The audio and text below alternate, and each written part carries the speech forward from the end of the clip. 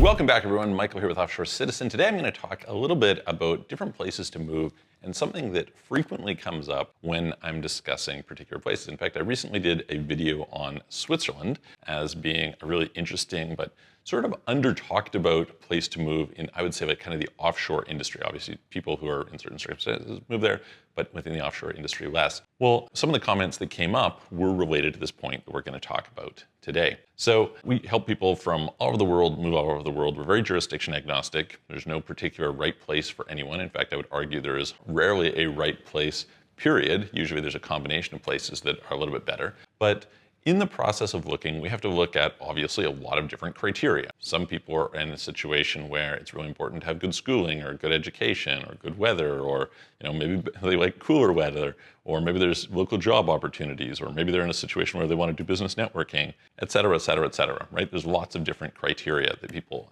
pay attention to. And so we're going to talk today about one of the criteria that I think people are maybe like a little bit misplaced on, and I'm going to push back a little bit on it. You guys can let me know what you think in the comments below, so let's dive in. Before we do, if you haven't already, please hit the subscribe button, hit the all notification bell. Thank you for being here. I am Michael. If this is your first time, we are Offshore Citizen. We're some of the foremost relocation or immigration and international tax specialists. We help people with setting up international structures, forming companies, opening bank accounts, getting residency permits, citizenships, asset protection structures, trusts, all these sorts of things. If any of these are interesting to you, if you would like to have a solution to figure out what is the best solution for you, please reach out to us. You can book a call with me, calendly.com/Michael-Rosmer. There's a link in the description below, or send a message through offshorecitizen.net. Okay, so the thing I want to talk about is places that are boring, okay? And this is, I think, like maybe a little bit of like a personal development message, however you want to frame that, philosophical message. And I want to hit on 2 points that maybe are underappreciated. So in Switzerland, what a lot of people will say, and I'll be honest, I have this sentiment sometimes, just kind of like a feelings level thing, is, oh, it's kind of boring, right? A lot of the people in the comments were saying things like, I think it's great for if you're wealthy and retired, but when you're young, not so much.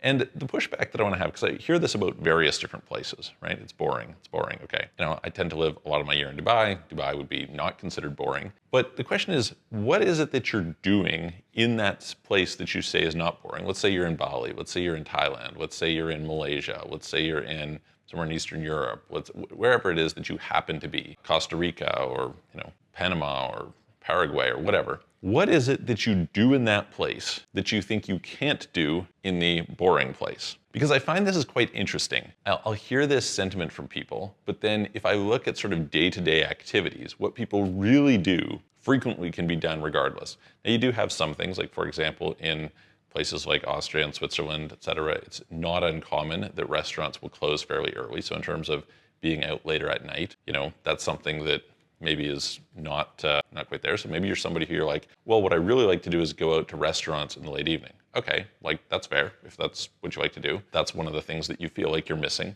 Maybe you're like, okay, well, I like to go to the theater scene. All right, I mean, the theater scene's super cool. I like to go to that too, in London and Las Vegas and New York, et cetera. The reality is that in most places, there's not much of a theater scene. So, how much am I really taking advantage of it? And I bring this up because this was a kind of a thing of self-reflection for myself, because I was looking at situations and I would kind of have this idea of like, oh, they don't have this, this, and this. I'm like, well, hang on a minute. How much do you actually use this, this, and this? And I was actually having a conversation with a family member a couple months ago, and they were talking about why they wouldn't move to a particular place. One of them was like, oh, there's no international airports. And I'm like, how often do you fly? You fly like once every year or something at best. So really, how much does it actually matter that there's an international airport there? For me, I fly quite a few times a year. It probably makes much more sense. But I think the point is to get more granular. I think we make decisions often emotionally. We sort of have a feeling, and it's going to help us to make a better decision if we go, what is my day-to-day life? What are my regular activities actually like? Because for the most part, most countries are set up that they have the majority of the things that you would want. Now, again, there are definitely some exceptions. There's lots of variations. It's obviously deeply personal, but I have found more or less wherever I'm living in the world, if I'm living in a big city, then there tend to be a reasonable array of things to do. The things that I can't do in those cities compared to a few like say Las Vegas, like New York, like London, places that are like really lively, okay. But most people aren't, the alternative that they're going for isn't there anyway, right? They're like, yeah, I'm living in Costa Rica, I'm living in Bali. It's like, well, you don't get all those things there. What are we talking about? So yeah, that's kind of the first point, is just in considering where to live, instead of kind of resorting to a feeling, process, like actually, kind of go through and be like, well, what do I actually do? What are the real things that I do on a daily, weekly, monthly basis? And what are the things that I would like to do? And, does this fit? And maybe it does, maybe it doesn't for you. Again, that's a deeply personal decision, but go accordingly. The second thing that I want to encourage, and this is something that I maybe have a little bit of trouble relating to a bunch of people on this, because fundamentally, a lot of people are in a situation where they don't seem to be in this situation. But the idea of being self-entertained. So I think one of the problems in society and life, et cetera, these days, is that there is a tendency to take on what I would call receiver consumption. What do I mean by receiver consumption?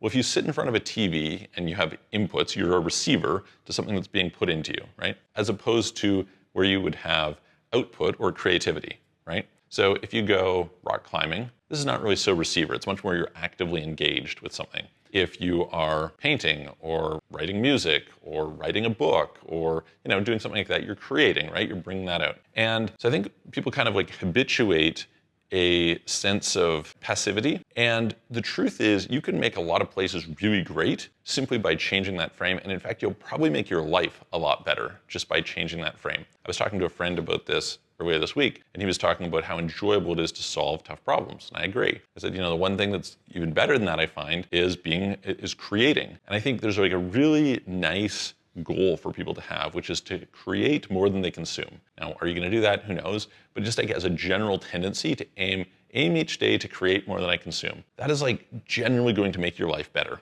And so what you'll often find is if you take that idea, if you're being self-entertained, you can make lots of places great. For example, in my own life right now, I've lately been spending a bunch of time learning kind of advanced physics, quantum physics, things like this. And I quite enjoy that. Now, I can do it more or less anywhere because it's mostly online learning, books, videos, talking to ChatGPT, things like this. But the point is, I engage myself in that. And so I'm not reliant on going out into some social setting. I see some people who they frequently basically can't be alone. And I think that's really bad. I think it's really healthy for us to sit and spend some time alone. It is good to be in a situation where you aren't reliant on distractions from people around you, where you learn to be good with yourself. And so I would really encourage you to go down that path, and you might find that the places that you like when you do that change. So anyway, let me know what you guys think. Put them in the comments below. Again, if you need help, please reach out to us, and I will look forward to seeing you on the next video.